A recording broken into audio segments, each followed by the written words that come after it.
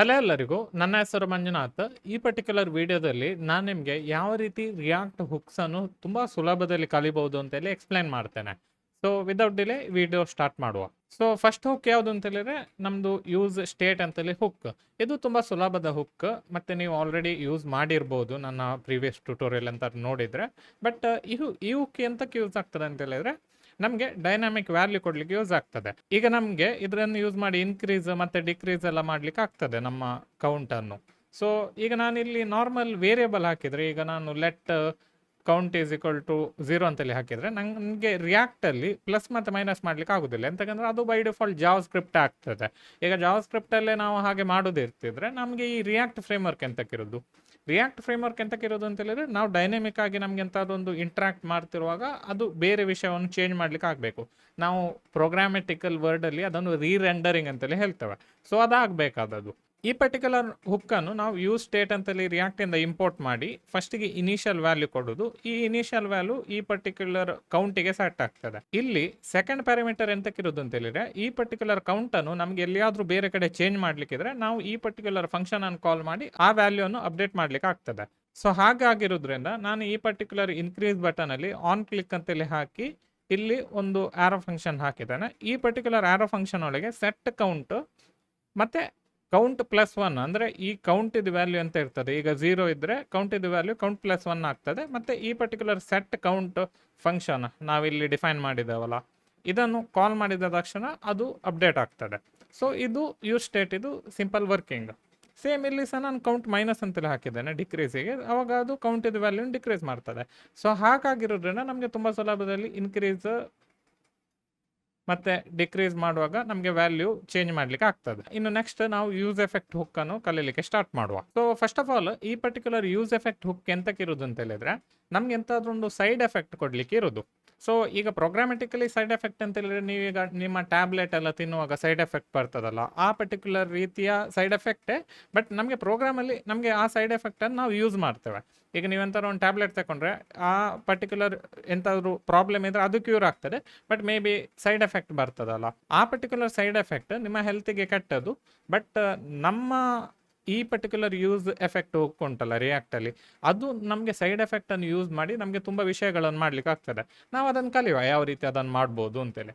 So first of all use effect ಇದು simplest syntax ಎಂತ ಅಂತೇಳಿದ್ರೆ ಯೂಸ್ ಎಫೆಕ್ಟ್ ಅಂತೇಳಿ ಹೀಗೆ ನಾವು ಬರೆದ್ರೆ ಇಲ್ಲಿ ನೋಡಿ, ನೀವು ನೋಟ್ ಮಾಡಿ ಮೇಲಿಂದ ಇಂಪೋರ್ಟ್ ಆಗ್ತಾ ಉಂಟದು ಯೂಸ್ ಎಫೆಕ್ಟ್. ಸೊ ಇಷ್ಟು ಯೂಸ್ ಎಫೆಕ್ಟ್ ಇಂಪೋರ್ಟ್ ಆದರೆ ನಮಗೆ ಇಲ್ಲಿ ಒಂದು ಫಂಕ್ಷನ್ ಅದು ಅಂದರೆ ರಿಯಾಕ್ಟ್ ಹುಕ್ ಅದು. ನೆಕ್ಸ್ಟ್ ಅದರೊಳಗೆ ನಾವು ಇನ್ನೊಂದೊಂದು ಆರೋ ಫಂಕ್ಷನ್ ಮಾಡಬೇಕು. ಈ ಪರ್ಟಿಕ್ಯುಲರ್ ಆರೋ ಫಂಕ್ಷನ್ ಅನ್ನು ನಾವೀಗ ಎಂಟಿ ಇಡುವ.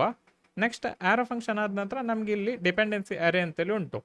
ಸೊ ಈಗ ಇಷ್ಟು ಮಾಡಿದರೆ ನಮಗೆ ನಮ್ಮ ಯೂಸ್ ಎಫೆಕ್ಟ್ ಫಂಕ್ಷನ್ ಉಂಟಲ್ಲ ರೆಡಿ ಆಯಿತು ಅಂತೇಳಿ ಅರ್ಥ. ಸೊ ಈಗ ಎಂತ ಮಾಡ್ಬೋದು ಅಂತೇಳಿದ್ರೆ ನಾವು ಈ ಪರ್ಟಿಕ್ಯುಲರ್ ಯೂಸ್ ಎಫೆಕ್ಟ್ ಅನ್ನು ಯೂಸ್ ಮಾಡಲಿಕ್ಕೆ ಸ್ಟಾರ್ಟ್ ಮಾಡ್ಬೋದು. ಸೊ ಅದು ಹೇಗೆ ಮಾಡ್ಬೋದು? ಫಸ್ಟ್ ಆಫ್ ಆಲ್ ನಾನು ನಿಮಗೆ ಈ ಪರ್ಟಿಕ್ಯುಲರ್ ಫಂಕ್ಷನ್ ಒಳಗೆ ಎಂತ ಇರ್ತದಲ್ಲ ಅದೆಂತ ಆಗ್ತದೆ ಅಂತೇಳಿ ಹೇಳ್ತೇನೆ. ಸೊ ಈ ಪರ್ಟಿಕ್ಯುಲರ್ ಯೂಸ್ ಎಫೆಕ್ಟ್ ಫಂಕ್ಷನ್ ಅಲ್ಲಿ ನಾವು ಎಂತ ಬರಿತೇವಲ್ಲ ಅದು ಅಟ್ಲೀಸ್ಟ್ ಒಂದು ಸರಿ ರನ್ ಆಗ್ತದೆ ನಮ್ಮ ರಿಯಾಕ್ಟ್ ಅಪ್ಲಿಕೇಶನ್ ಅಲ್ಲಿ. ಸೊ ಯೂಶಲಿ ನಮ್ಗೆ ಈಗ ಇಲ್ಲಿ ನಾನು ಈ ಪರ್ಟಿಕ್ಯುಲರ್ ಕೌಂಟ್ ಇದೆ, ನಾನು ಎಕ್ಸಾಂಪಲ್ ಕೊಡ್ತಿದ್ದೇನೆ. ಇಲ್ಲಿ ನಾನು console dot log count is ಅಂತೇಳಿ ಹಾಕಿ ಇಲ್ಲಿ ಒಂದು ಕಾಮ ಹಾಕಿ ಇಲ್ಲಿ ಕೌಂಟ್ ಅಂತೇಳಿ ಬರೆದು ಎಷ್ಟು ಮಾಡಿ ಒಂದ್ಸರಿ ಸೇವ್ ಕೊಟ್ಟು ನಾನು ಇಲ್ಲಿ ಬಂದು ರಿಫ್ರೆಶ್ ಮಾಡಿದ್ರೆ ಉಂಟಲ್ಲ ಕೌಂಟ್ ಈಸ್ 0 ಅಂತೇಳಿ ಬರ್ತಾ ಉಂಟು. 2 ಸರಿ ಬರ್ತಾ ಉಂಟು ಅದು. ಬಟ್ ಅದನ್ನು ನೀವು ಕಂಪ್ಲೀಟ್ ಇಗ್ನೋರ್ ಮಾಡ್ಬೋದು. ಥಿಂಕ್ ಮಾಡಿ ಒಂದೇ ಸರಿ ಅದು ಬರ್ತಾ ಉಂಟು ಅಂತ. ಎಂತಕಂದ್ರೆ ಅದು 2 ಸರಿ ಬರುದು ಅದು ರಿಯಾಕ್ಟ್ ಇದು ಕೆಲವು ಡಿಬಗ್ಗಿಂಗ್ ವಿಷಯದ ಒಂದು ಕಾನ್ಸೆಪ್ಟಿಂದಾಗಿ ಅದು ಬರ್ತಿರೋದು. ಅದು ನಮ್ಗೆ ಈಗ ಅಗತ್ಯ ಇಲ್ಲ ಅದು ಎಂತ ಅಂತೇಳಿ. ಬಟ್ ನೀವು ನೋಟ್ ಮಾಡಿ ಅಟ್ಲೀಸ್ಟ್ ಒಂದು ಸರಿ ಈ ಪರ್ಟಿಕ್ಯುಲರ್ ಫಂಕ್ಷನ್ ರನ್ ಆಗ್ತಾ ಉಂಟು. ಅಂದರೆ ನಾವು ಇದರೊಳಗೆ ಯೂಸ್ ಎಫೆಕ್ಟ್ ಒಳಗೆ ನಾವು ಒಂದು ಫಂಕ್ಷನ್ ಕ್ರಿಯೇಟ್ ಮಾಡಿ ಇಲ್ಲಿ ಎಂತ ಬರಿತೇವಲ್ಲ ಅದು ಅಟ್ಲೀಸ್ಟ್ ಒಂದು ಸರಿ ರನ್ ಆಗ್ತದೆ. ನೆಕ್ಸ್ಟ್ ಅದಾದ ನಂತರ ಇಲ್ಲಿ ಒಂದು ಡಿಪೆಂಡೆನ್ಸಿ ಎರೆ ಅಂತೇಳಿ ಉಂಟು. ಅದು ಎಂತಕ್ಕೆ ಯೂಸ್ ಆಗ್ತದೆ ಅಂತ ಹೇಳಿದ್ರೆ ಈಗ ನಾನು ಇಲ್ಲಿ ಬಂದು ಇನ್ಕ್ರೀಸ್ ಡಿಕ್ರೀಸ್ ಕೊಡ್ತಿದ್ದೇನೆ. ಬಟ್ ಇಲ್ಲಿ ಎಂತ ಅಪ್ಡೇಟ್ ಆಗ್ತಿಲ್ಲ.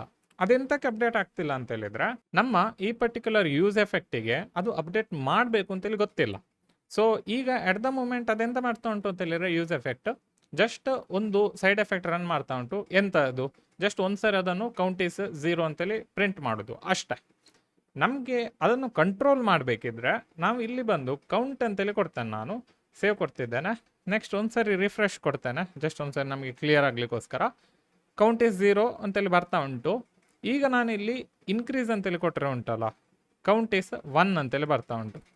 ಅದೆಂತಕ್ಕೆ ಆಗ್ತಾ ಉಂಟು ಅಂತ ಹೇಳಿದ್ರೆ, ಇಲ್ಲಿ ನಾನು ಡಿಪೆಂಡೆನ್ಸಿ ಎರೆ ಒಳಗೆ ಕೌಂಟ್ ಅಂತೇಳಿ ಹಾಕಿದೆ, ಅದರಿಂದಾಗಿ ಅದು ಕೌಂಟ್ ಇಸ್ 1 ಅಂತೇಳಿ ಬರ್ತಾ ಉಂಟು. ಅದೇ ರೀತಿ ನಾನೀಗ ಇನ್ಕ್ರೀಸ್ ಮಾಡ್ತಾ ಹೋದ್ರೆ ಕೌಂಟ್ ಇಸ್ 2 3 4, ಅದು ಡಿಕ್ರೀಸ್ ಮಾಡಿದ್ರೆ 4 2, ಆ ರೀತಿ ಅಪ್ಡೇಟ್ ಮಾಡ್ತಾ ಇರ್ತದೆ. ಸೊ ಅದರಿಂದ ಇದೊಂದು ಒಳ್ಳೆ ವಿಷಯ. ಎಂತಕ್ಕಂತ ಹೇಳಿದ್ರೆ, ಈಗ ನಮ್ಗೆ ಎಂತಾದ್ರು ಒಂದು ಫೆಚ್ ಮಾಡಬೇಕಿದ್ರೆ, ಈಗ ನೀವು ಯಾವ್ದಾದ್ರು ಒಂದು API ಅನ್ನು ಕಾಲ್ ಮಾಡಿ ಎಂತಾದ್ರೂ ವಿಷಯವನ್ನು ಡಿಸ್ಪ್ಲೇ ಮಾಡಬೇಕಿದ್ರೆ ಯೂಸ್ ಎಫೆಕ್ಟ್ ಒಳಗೆ ಒಂದ್ಸರಿ ಆ ಪರ್ಟಿಕ್ಯುಲರ್ ಫಂಕ್ಷನ್ ಅನ್ನು ಕಾಲ್ ಮಾಡಿದ್ರೆ ಆಯ್ತು. ನೆಕ್ಸ್ಟ್ ನಿಮಗೆ ಆ ಪರ್ಟಿಕ್ಯುಲರ್ ವಿಷಯ ಅಪ್ಡೇಟ್ ಆಗಬೇಕಿದ್ರೆ ನಾವಿಲ್ಲಿ ಎಂತಾದ್ರೂ ಒಂದು ಡಿಪೆಂಡೆನ್ಸಿ ಹಾಕಿದ ತಕ್ಷಣ ಆ ವ್ಯಾಲ್ಯೂ ಚೇಂಜ್ ಆದ ತಕ್ಷಣ ಅಪ್ಡೇಟ್ ಆಗ್ತದೆ. ಈಗ ಇನ್ನೂ ಸಹ ತುಂಬ ಸಿಂಪಲ್ ಆಗಿ ಎಕ್ಸಾಂಪಲ್ ಕೊಡೋದಾದರೆ, ನೀವೀಗ ಫೇಸ್ಬುಕ್ ಅಥವಾ ಯೂಟ್ಯೂಬ್ ಚಾನಲ್ ಇದು ಪೇಜಿಗೆ ಹೋಗ್ತಿರ್ತೀರಿ. ಸೊ ಈಗ ಆ ಪರ್ಟಿಕ್ಯುಲರ್ ಒಂದು ಯೂಟ್ಯೂಬ್ ಚಾನಲ್ಗೆ ಹೋದ ತಕ್ಷಣ ನಿಮ್ಮದು ಅವರ ಚಾನಲ್ ಇದು ವೀಡಿಯೋಸ್ ಡಿಸ್ಪ್ಲೇ ಆಗಲಿಕ್ಕೆ ಸ್ಟಾರ್ಟ್ ಆಗ್ತದೆ. ಈಗ ನೀವು ನನ್ನ ಚಾನಲ್ ಮಂಜುನಾಥ್ ಶೆಣೈ ಕನ್ನಡ ಚಾನಲ್ಗೆ ಬಂದರೆ ನಿಮಗೆ ಇಲ್ಲಿ ನನ್ನ ವೀಡಿಯೋಸ್ಗಳು ಡಿಸ್ಪ್ಲೇ ಆಗ್ತದೆ. ಅದೇ ವ್ಯಾರಾಸ್ ನೀವೀಗ ಬೇರೆ ಚಾನಲ್ಗೆ ಹೋದರೆ ಅಲ್ಲಿ ಈ ಪರ್ಟಿಕ್ಯುಲರ್ ಚಾನಲ್ ನೇಮ್ ಉಂಟಲ್ಲ, ಅದನ್ನು ಡಿಪೆಂಡೆನ್ಸಿ ಆಗಿ ಕೊಟ್ಟರೆ ಅವಾಗ ರೀಫೆಚ್ ಆಗ್ತದೆ ಚಾನಲ್ ಡೀಟೇಲ್ಸ್ಗಳು. ಸೊ ಇದು ತುಂಬ ಯೂಸ್ಫುಲ್. ಎಂತಕ್ಕಂದರೆ ನೀವೀಗ ಇನ್ಸ್ಟಾಗ್ರಾಮ್ ಅಥವಾ ಫೇಸ್ಬುಕ್ ಯಾವುದೇ ಪ್ರೊಫೈಲಿಗೆ ನೀವು ಹೋಗೋದಾದರೆ ಅಲ್ಲಿ ಆಗ್ತಿರೋದು ಇದೆ. ಇಫ್ ಅವರು ಯೂಸ್ ಎಫೆಕ್ಟ್ ಯೂಸ್ ಮಾಡಿದ್ರೆ ಫಸ್ಟಿಗೆ ಆ ಪರ್ಟಿಕ್ಯುಲರ್ ಯೂಸರ್ ಇದು ಡೀಟೇಲ್ ಡಿಸ್ಪ್ಲೇ ಆಗ್ತದೆ. ನೆಕ್ಸ್ಟ್ ಅವರು ಬೇರೆ ಯೂಸರ್ ಪೇಜಿಗೆ ಹೋದ ತಕ್ಷಣ ಅಲ್ಲಿ ಯೂಸರ್ ಡಿಪೆಂಡೆನ್ಸಿ ಹಾಕಿದರೆ ಯೂಸ್ ಎಫೆಕ್ಟ್ ಇನ್ನೊಂದು ಸರಿ ರನ್ ಆಗ್ತದೆ. ನಾವಿಲ್ಲಿ ಇನ್ಕ್ರೀಸ್ ಅಂತೇಳಿ ಕೊಟ್ಟ ತಕ್ಷಣ ಯಾವ ರೀತಿ ಕೌಂಟ್ ಇಸ್ 3 ಅಂತೇಳಿ ಬರ್ತಾ ಉಂಟಲ್ಲ, ಅದೇ ರೀತಿ ಅದು ಅಪ್ಡೇಟ್ ಆಗ್ತದೆ. ಸೊ ನೆಕ್ಸ್ಟ್ ಈ ಪರ್ಟಿಕ್ಯುಲರ್ ಯೂಸ್ ಎಫೆಕ್ಟ್ ಹುಕ್ಕಲ್ಲಿ ಇನ್ನೊಂದೊಂದು ವಿಷಯ ಉಂಟು. ಅದೆಂತ ಅಂತೇಳಿದ್ರೆ ಕ್ಲೀನಪ್ ಫಂಕ್ಷನ್. ಈ ಕ್ಲೀನಪ್ ಫಂಕ್ಷನ್ ಅನ್ನು ನಾವಿಲ್ಲಿ ರಿಟರ್ನ್ ಅಂತೇಳಿ ಹಾಕಿ ಇಲ್ಲಿ ಆರೋ ಫಂಕ್ಷನ್ ಹಾಕಿದ ತಕ್ಷಣ ಈ ಪರ್ಟಿಕ್ಯುಲರ್ ಕ್ಲೀನಪ್ ಫಂಕ್ಷನ್ ನಮಗೆ ಸಿಗ್ತದೆ. ಇದೆಂತಕ್ಕೆ ಯೂಸ್ ಆಗೋದು ಅಂತೇಳಿದ್ರೆ, ಈಗ ಆಲ್ರೆಡಿ ನಾವೆಂತಾದ್ರೂ ಒಂದು ವಿಷಯ ಮಾಡಿದ್ದೇವೆ, ಅದನ್ನು ರೀಸೆಟ್ ಮಾಡಬೇಕಿದ್ರೆ ನಾವು ಇದನ್ನು ಯೂಸ್ ಮಾಡೋದು. ಸೊ ಅದು ಯಾವ ರೀತಿ ವರ್ಕ್ ಆಗ್ತದೆ ಅಂತೇಳಿದ್ರೆ, ಈಗ ನಾನು ಇಲ್ಲಿ ಬಂದು ಇನ್ನೊಂದು ಕನ್ಸೋಲ್ ಲಾಗ್ ಹಾಕ್ತೇನೆ, .log ಕೌಂಟ್ ಇಸ್ ಕ್ಲಿಯರ್ಡ್ ಅಂತೇಳಿ ಹಾಕ್ತೇನೆ. ಮತ್ತು ನಾನು ಜಸ್ಟ್ ಸೇವ್ ಮಾಡಿ ಬಿಡ್ತೇನೆ. ಈಗ ಎಂತ ಆಗ್ತದೆ ಅಂತೇಳಿದ್ರೆ, ನಾನು ಇಲ್ಲಿ ಬಂದು ರಿಫ್ರೆಶ್ ಮಾಡಿದರೆ ಕೌಂಟ್ ಇಸ್ 0 ಅಂತೇಳಿ ಬರ್ತಾ ಉಂಟು ಫಸ್ಟಿಗೆ. ನೆಕ್ಸ್ಟ್ ಕೌಂಟ್ ಇಸ್ ಕ್ಲಿಯರ್ಡ್ ಅಂತೇಳಿ ಬರ್ತಾ ಉಂಟು. ಸೊ ಈಗ ನಾನು ಇನ್ಕ್ರೀಸ್ ಮಾಡಿದರೆ ಕೌಂಟ್ ಇಸ್ ಕ್ಲಿಯರ್ಡ್, ಎಂತಕ್ಕಂದ್ರೆ ಅದು ಆಲ್ರೆಡಿ 0 ಇತ್ತು, ಅದನ್ನು ಕ್ಲಿಯರ್ ಮಾಡ್ತಾ ಉಂಟು ಅದು. ನೆಕ್ಸ್ಟ್ ಇದೇ ರೀತಿ ನಾನು ಮಾಡ್ತಾ ಹೋದರೆ ಅದು ಕೌಂಟನ್ನು ಕ್ಲಿಯರ್ ಮಾಡ್ತದೆ. ಸೊ ಈಗ ನಾನು ಈ ಪರ್ಟಿಕ್ಯುಲರ್ ಇದರಲ್ಲೇ ನಾನು ಹೇಳೋದಾದ್ರೆ, ಇಲ್ಲಿ ಸೆಟ್ ಕೌಂಟ್ 0 ಅಂತೇಳಿ ಮಾಡಿದರೆ ನಮಗೆ ಸ್ವಲ್ಪ ಡಿಫ್ರೆಂಟ್ ವ್ಯಾಲ್ಯೂ ಸಿಗ್ತದೆ. ಈಗ ನಾನು ಇಲ್ಲಿ ಇನ್ಕ್ರೀಸ್ ಅಂತೇಳಿ ಕೊಟ್ಟರೆ ಕೌಂಟ್ ಇಸ್ 1 ಅಂತೇಳಿ ಬರ್ತದೆ, ನೆಕ್ಸ್ಟ್ ಕೌಂಟ್ ಇಸ್ 0 ಅಂತೇಳಿ ಬರ್ತದೆ. ಸೊ ಈಗ ನಾನು ಪುನಃ ಮಾಡಿದರೆ ಕೌಂಟ್ ಇಸ್ 1 ಕೌಂಟ್ ಇಸ್ 0 ಅಂತೇಳಿ ಬರ್ತದೆ. ಎಂತಕ್ಕಂತೇಳಿದ್ರೆ ಈ ಪರ್ಟಿಕ್ಯುಲರ್ ಫಂಕ್ಷನ್ ಉಂಟಲ್ಲ, ಕ್ಲೀನ್ ಮಾಡ್ತದೆ. ಈಗ ನೀವು ಯಾವುದಾದ್ರೂ ಒಂದು ಈವೆಂಟ್ ಲಿಸ್ನರ್ ಎಲ್ಲ ಹಾಕಿದರೆ ನಿಮ್ಮ ರಿಯಾಕ್ಟ್ ಪ್ರಾಜೆಕ್ಟಲ್ಲಿ, ಅದು ನೀವು ಇಲ್ಲಿ ಬಂದು ಉಂಟಲ್ಲ ರಿಟರ್ನ್ ಒಳಗೆ ಬಂದು ಆ ಪರ್ಟಿಕ್ಯುಲರ್ ಈವೆಂಟ್ ಲಿಸ್ನರನ್ನು ಕ್ಲಿಯರ್ ಮಾಡ್ಬೋದು ಕಾಂಪೊನೆಂಟ್ ಅನ್ಮೌಂಟ್ ಆಗುವಾಗ. ಸೊ ಈಗ ನಾನು ಇಲ್ಲಿ ಡಿಪೆಂಡೆನ್ಸಿ ಅರೆ ಎಂತ ಹಾಕದಿದ್ರೆ ಉಂಟಲ್ಲ, ಈಗ ನಾನಿಲ್ಲಿ ರಿಫ್ರೆಶ್ ಕೊಟ್ಟರೆ ಕೌಂಟ್ ಇಸ್ ಕ್ಲಿಯರ್ಡ್ ಅಂತ ಬರ್ತಾ ಉಂಟು, ಮತ್ತು ಕೌಂಟ್ ಇಸ್ 0 ಅಂತೇಳಿ ಬರ್ತಾ ಉಂಟು. ಸೊ ಅದೇ ನಾನೀಗ ಎಂತಾದ್ರೂ ಒಂದು ಎಂತಾದ್ರು ಮಾಡಿದರೆ ಈಗ ಎಂತ ಆಗೋದಿಲ್ಲ. ಬಟ್ ನಾವು ಈ ಪರ್ಟಿಕ್ಯುಲರ್ ಕಾಂಪೊನೆಂಟ್ ಅನ್ಮೌಂಟ್ ಆಗುವಾಗ, ಮೇ ಬಿ ಪೇಜ್ ಚೇಂಜ್ ಮಾಡುವಾಗ ಅಥವಾ ಎಂತಾದ್ರೂ ಆಗುವಾಗ, ಆವಾಗ ಈ ಪರ್ಟಿಕ್ಯುಲರ್ ರಿಟರ್ನ್ ಫಂಕ್ಷನ್ ರನ್ ಆಗ್ತದೆ ಮತ್ತು ಒಂದ್ಸರಿ ಅದು ಕ್ಲೀನಪ್ ಮಾಡ್ತದೆ. ಸೊ ಈಗ ನಾನು ಇದನ್ನು ಅಂಡು ಮಾಡಿ ಹೀಗೆ ಮಾಡ್ತೇನೆ. ನೆಕ್ಸ್ಟ್ ಇನ್ನೊಂದು ಹುಕ್ ಯಾವುದು ಅಂತೇಳಿದರೆ ಯೂಸ್ ರೆಫ್ ಅಂತೇಳಿ ಹುಕ್. ಇದು ಸ್ವಲ್ಪ ಇಂಟ್ರೆಸ್ಟಿಂಗ್ ಹುಕ್. ಸೊ ಈಗ ನಾನು ಇಲ್ಲಿ ಬಂದು ಕಾನ್ಸ್ಟ್ ಬಟನ್ ರೆಫ್ ಅಂತೇಳಿ ಹಾಕಿ ಯೂಸ್ ರೆಫ್ ಅಂತೇಳಿ ಹಾಕಿ ಬಿಡ್ತೇನೆ. ಇಷ್ಟು ಹಾಕಿದ ತಕ್ಷಣ ಇದು ಇಂಪೋರ್ಟ್ ಆಗಬೇಕು. ಜಸ್ಟ್ ಇನ್ ಕೇಸ್ ನಿಮ್ಮ ಪ್ರಾಜೆಕ್ಟಲ್ಲಿ ಇಂಪೋರ್ಟ್ ಆಗೋದಿದ್ರೆ ನೀವು ಇದನ್ನು ಇಲ್ಲಿ ಬಂದು ಹಾಕಿದ್ರೆ ಆಯಿತು, ಅದು ಇಂಪೋರ್ಟ್ ಆಗ್ತದೆ. ನೆಕ್ಸ್ಟ್ ಇಲ್ಲಿ ಬಂದು ನಾನು ಈ ರೀತಿ ಹಾಕಿ ಬಿಡ್ತೇನೆ. ಎಂತ ಆಗಲಿಲ್ಲ, ಜಸ್ಟ್ ಒಂದು ವೇರಿಯೇಬಲ್ ಕ್ರಿಯೇಟ್ ಮಾಡಿದ್ದು ಬಟನ್ ರೆಫ್ ಅಂತೇಳಿ. ಅದರೊಟ್ಟಿಗೆ ನಾನು ಯೂಸ್ ರೆಫ್ ಅಂತೇಳಿ ಹುಕ್ಕನ್ನು ಯೂಸ್ ಮಾಡಿದೆ. ನೆಕ್ಸ್ಟ್ ನಾನು ಇಲ್ಲಿ ಬಂದು ಉಂಟಲ್ಲ ಬಟನ್ ಇನ್ಕ್ರೀಸ್ ಬಟನಿಗೆ ನಾನು ಇಲ್ಲಿ ಬಂದು ರೆಫ್ ಅಂತೇಳಿ ಹಾಕಿ ಆ ಪರ್ಟಿಕ್ಯುಲರ್ ಬಟನಿಗೆ ನಾನು ಬಟನ್ ರೆಫ್ ಅಂತೇಳಿ ಕೊಡ್ತೇನೆ. ಇಷ್ಟು ಕೊಟ್ಟ ತಕ್ಷಣ ನಮಗೆ ಉಂಟಲ್ಲ ಈ ಪರ್ಟಿಕ್ಯುಲರ್ ಬಟನ್ ರೆಫಲ್ಲಿ ಈ ಪರ್ಟಿಕ್ಯುಲರ್ ಬಟನ್ ಇದು ಡಾಮ್ ಸಿಗ್ತದೆ. ಈಗ ನೀವು ಜಾವಾಸ್ಕ್ರಿಪ್ಟಲ್ಲಿ ಗೆಟ್ ಎಲಿಮೆಂಟ್ಸ್ ಬೈ ID ಅಥವಾ ಕ್ವೆರಿ ಸಿಲೆಕ್ಟರ್ ಅನ್ನು ಯೂಸ್ ಮಾಡಿದರೆ ನಿಮ್ಗೆ ಯಾವ ರೀತಿ ಎಲಿಮೆಂಟ್ ಸಿಗ್ತದಲ್ಲ, ಅದೇ ರೀತಿ ನಾವು ಈ ಪರ್ಟಿಕ್ಯುಲರ್ ರೆಫ್ ಅನ್ನು ಯೂಸ್ ಮಾಡಿದರೆ ನಮಗೆ ಆ ಪರ್ಟಿಕ್ಯುಲರ್ ಡಾಮ್ ಸಿಗ್ತದೆ. ಸೊ ನಾನು ನಿಮಗೆ ಅದನ್ನು ತೋರಿಸ್ಬೇಕಿದ್ರೆ ಇಲ್ಲಿ ಬಂದು ಕನ್ಸೋಲ್ ಡಾಟ್ ಲಾಗ್ ಅಂತೇಳಿ ಹಾಕಿ ಬಟನ್ ರೆಫ್ ಅಂತೇಳಿ ಹಾಕಿ ಬಿಡ್ತಾನೆ. ಇಷ್ಟು ಹಾಕಿದ ತಕ್ಷಣ ನಿಮಗೆ ಇಲ್ಲಿ ಕರೆಂಟ್ ಬಟನ್ ಅಂತೇಳಿ ಬರ್ತದೆ. ಸೊ ಅದಕ್ಕೋಸ್ಕರ ನಾನು ಇಲ್ಲಿ ಕರೆಂಟ್ ಅಂತೇಳಿ ಮಾಡಿಬಿಡ್ತೇನೆ, ಕರೆಂಟ್ ಅಂತೇಳಿ ಟೈಪ್ ಮಾಡ್ತಾನೆ. ಇಷ್ಟು ಮಾಡಿದ ತಕ್ಷಣ ನಮಗೆ ಇಲ್ಲಿ ಬಟನ್ ಇದು ರೆಫರೆನ್ಸ್ ಸಿಕ್ಕಿತ್ತು. ಇನ್ನು ನೆಕ್ಸ್ಟ್ ನೀವು ಎಂತ ಮಾಡ್ಬೋದು ಅಂದರೆ, ನೀವು ಈಗ ಪ್ರೀವಿಯಸ್ಲಿ ಜಾವಾ ಸ್ಕ್ರಿಪ್ಟಲ್ಲಿ ನೀವು ಕಲ್ತಿದ್ದೀರಲ್ಲ, ಅದನ್ನು ನೀವು ಇಲ್ಲಿ ಯೂಸ್ ಮಾಡ್ಲಿಕ್ಕೆ ಆಗ್ತದೆ. ಇಲ್ಲಿ ನಾನು ಇನ್ನರ್ HTML ಅಂತೇಳಿ ಹಾಕಿದರೆ ಇಲ್ಲಿ ಇನ್ಕ್ರೀಸ್ ಅಂತೇಳಿ ಬರ್ತದೆ. ಅಷ್ಟೇ ಅಲ್ಲದೆ ನಾನು ಈ ಪರ್ಟಿಕ್ಯುಲರ್ ಇನ್ನರ್ HTML ಉಂಟಲ್ಲ, ರೀಸೆಟ್ ಮಾಡಿ ಇಲ್ಲಿ ನಾನು ಬೇರೆ ವ್ಯಾಲ್ಯೂ ಕೊಡಲಿಕ್ಕೆ ಆಗ್ತದೆ. ಸೊ ಇಲ್ಲಿ ನಾನು ಅಪ್ಡೇಟೆಡ್ ಇನ್ಕ್ರೀಸ್ ಬಟನ್ ಅಂತೇಳಿ ನಾನೊಂದು ಉದ್ದದ ಇದು ಕೊಟ್ಟರೆ ಇಲ್ಲಿ ಆಟೋಮೆಟಿಕ್ ಆಗಿ ನಿಮಗೆ UI ಅಪ್ಡೇಟ್ ಆಯ್ತು. ಎಂತಕ್ಕಂತೇಳಿದ್ರೆ ನಾನು ಇನ್ನರ್ HTML ಅನ್ನು ಅಪ್ಡೇಟ್ ಮಾಡ್ತಿದ್ದೇನೆ. ಈಗ ನಿಮಗೆ ಬೇರೆ ಎಂತಾದರೂ ಆಕ್ಸೆಸ್ ಇಲ್ಲಿ ಮಾಡ್ಲಿಕ್ಕೆ ಗೊತ್ತಿದ್ರೆ, ಅಂದರೆ ಕಲರ್ ಉಂಟು ಮತ್ತು ಆಬ್ಜೆಕ್ಟ್ ಉಂಟು, ಬೇರೆ ಬೇರೆ ಜಾವಾ ಸ್ಕ್ರಿಪ್ಟಲ್ಲಿ ನೀವು ಕಲ್ತದ್ದು ಕಾನ್ಸೆಪ್ಟ್ ಉಂಟಲ್ಲ, ಅದನ್ನು ನೀವು ಇಲ್ಲಿ ಇಂಪ್ಲಿಮೆಂಟ್ ಮಾಡ್ಲಿಕ್ಕೆ ಆಗ್ತದೆ ಡಾಮ್ ಅನ್ನು ಯೂಸ್ ಮಾಡಿ, ಜಾವಾ ಸ್ಕ್ರಿಪ್ಟ್ ಡಾಮ್. ಸೊ ಹೀಗೆ ಈ ಪರ್ಟಿಕ್ಯುಲರ್ 3 ಹುಕ್ಸ್ ಅನ್ನು ನೀವು ಬೇಸಿಕ್ ಆಗಿ ಕಲಿಬಹುದು.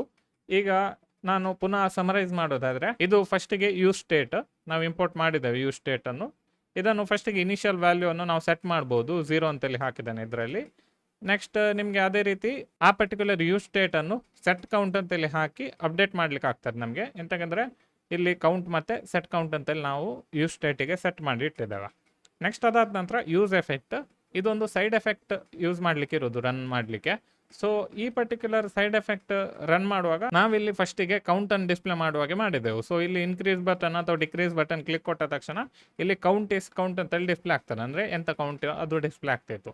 ನೆಕ್ಸ್ಟ್ ಅದಾದ ನಂತರ ಇಲ್ಲಿ ನಾವು ಡಿಪೆಂಡೆನ್ಸಿ ಅರೇ ಒಳಗೆ ನಮಗೆ ಈಗ ಯಾವಾಗ ಅಪ್ಡೇಟ್ ಆಗಬೇಕು ಅಂತೇಳಿ ನಾವು ಡಿಸೈಡ್ ಮಾಡೋದಿತ್ತು. ಈಗ ಕೌಂಟ್ ನಾವು ಇನ್ಕ್ರೀಸ್ ಮತ್ತು ಡಿಕ್ರೀಸ್ ಆಗುವಾಗ ಈ ಪರ್ಟಿಕ್ಯುಲರ್ ಫಂಕ್ಷನ್ ರನ್ ಮಾಡುವಾಗೆ ಮಾಡಬೇಕಿದ್ರೆ ನಾವಿಲ್ಲಿ ಡಿಪೆಂಡೆನ್ಸಿ ಅರೇಯಲ್ಲಿ ಕೌಂಟ್ ಅಂತೇಳಿ ಹಾಕಬೇಕು. ನೆಕ್ಸ್ಟ್ ಅದಾದ ನಂತರ ಇಲ್ಲಿ ನಾವು ಒಂದು ರಿಟರ್ನ್ ಅಂತೇಳಿ ಹಾಕಿ ಒಂದು ಆರೋ ಫಂಕ್ಷನ್ ಅನ್ನು ನಾವು ರಿಟರ್ನ್ ಮಾಡಿದರೆ ಇದು ರೀಸೆಟ್ ಮಾಡ್ತದೆ. ಇದು ನಮಗೆ ಕ್ಲೀನಪ್ ಫಂಕ್ಷನ್ ಅಂತೇಳಿ ನಾವು ಹೇಳ್ಬೋದು. ಇದನ್ನು ಯೂಶಲಿ ಯಾವುದಾದ್ರು ಒಂದು ಇವೆಂಟಿಗೆ ನಾವು ಸಬ್ಸ್ಕ್ರೈಬ್ ಮಾಡಿದರೆ ಅಥವಾ ಯಾವುದಾದ್ರು ಇವೆಂಟ್ ಲೆಸನ್ ಅನ್ನು ನಾವು ಹಾಕಿದರೆ ಅದನ್ನು ಈ ಪರ್ಟಿಕ್ಯುಲರ್ ರಿಟರ್ನ್ ಅಲ್ಲಿ ನಮಗೆ ಅನ್ಸಬ್ಸ್ಕ್ರೈಬ್ ಮಾಡ್ಲಿಕ್ಕೆ ಆಗ್ತದೆ. ಅಂತ ಹೇಳಿದ್ರೆ ಒಂದ್ಸರಿ ವ್ಯಾಲ್ಯೂ ಅಪ್ಡೇಟ್ ಮಾಡುವಾಗ ಅವಾಗ ಈ ಪರ್ಟಿಕ್ಯುಲರ್ ನಮ್ಮದು ಫಂಕ್ಷನ್ ರನ್ ಆಗ್ತದೆ. ಇಫ್ ನೀವು ಇಲ್ಲಿ ಯಾವುದಾದ್ರು ಡಿಪೆಂಡೆನ್ಸಿ ಹಾಕದಿದ್ರೆ ಕಾಂಪೊನೆಂಟ್ ಅನ್ಮೌಂಟ್ ಆಗುವಾಗ ಅದು ರನ್ ಆಗ್ತದೆ. ನೆಕ್ಸ್ಟ್ ಅದಾದ ನಂತರ ನಾವಿಲ್ಲಿ ರೆಫರೆನ್ಸ್ ಇದು ಹುಕ್ ಅಂದರೆ ಯೂಸ್ ರೆಫ್ ಅಂತೇಳಿ ಹಾಕಿದ್ದೇವೆ, ಅದನ್ನು ಸಹ ನಾವು ಇಂಪೋರ್ಟ್ ಮಾಡಿದ್ದೇವೆ. ಇಲ್ಲಿ ಈ ಪರ್ಟಿಕ್ಯುಲರ್ ವೇರಿಯೇಬಲ್ ಅನ್ನು ನಾವು ರೆಫ್ ಅಂತೇಳಿ ಹಾಕಿ ನಮ್ಮ ಕಾಂಪೊನೆಂಟಿಗೆ ಸೆಟ್ ಮಾಡ್ಬೋದು. ಈ ಪರ್ಟಿಕ್ಯುಲರ್ ಬಟನ್ ಎಲಿಮೆಂಟಿಗೆ ನಾವು ಸೆಟ್ ಮಾಡಿದ್ದೇವೆ. ನೆಕ್ಸ್ಟ್ ನಾವು ಇದನ್ನು ಅಪ್ಡೇಟ್ ಮಾಡಬೇಕಿದ್ರೆ ಅಥವಾ ಎಂತಾದ್ರೂ ಡಾಮ್ ಅನ್ನು ಆಕ್ಸೆಸ್ ಮಾಡಬೇಕಿದ್ರೆ ನಾವು ಬಟನ್ ರೆಫ್ ಡಾಟ್ ಕರೆಂಟ್ ಮತ್ತು ನಿಮ್ಮದು ಯಾವುದಾದ್ರು ಡಾಮ್ ಇದು ವ್ಯಾಲ್ಯೂವನ್ನು ಹಾಕಿ ಮೇ ಬಿ ಅಪ್ಡೇಟ್ ಮಾಡ್ಬೋದು ಅಥವಾ ಕಲರ್ ಚೇಂಜ್ ಮಾಡ್ಬೋದು, ಎಂತ ಬೇಕಾದ್ರೆ ಮಾಡ್ಲಿಕ್ಕೆ ಆಗ್ತದೆ ನಿಮಗೆ ಡಾಮ್ ಅನ್ನು. ನೀವು ಜಾವಾ ಸ್ಕ್ರಿಪ್ಟಲ್ಲಿ ಯಾವ ರೀತಿ ಕಲ್ತಿದ್ದೀರಿ ಅದನ್ನು. ಸೊ ಈ ವಿಡಿಯೋದಲ್ಲಿ ಇಷ್ಟೇ. ನಿಮಗೆ ಈ ವಿಡಿಯೋ ಇಷ್ಟ ಲೈಕ್ ಮಾಡ್ಲಿಕ್ಕೆ ಮರಿಬೇಡಿ, ಚಾನಲ್ಗೆ ಸಬ್ಸ್ಕ್ರೈಬ್ ಮಾಡಿ, ಮತ್ತೆ ಎಂಥ ಡೌಟ್ ಇದ್ರೆ ಕಮೆಂಟ್ ಸೆಕ್ಷನಲ್ಲಿ ಹಾಕಿ. ನೆಕ್ಸ್ಟ್ ವಿಡಿಯೋದಲ್ಲಿ ಸಿಗೋಣ. ಬಾಯ್.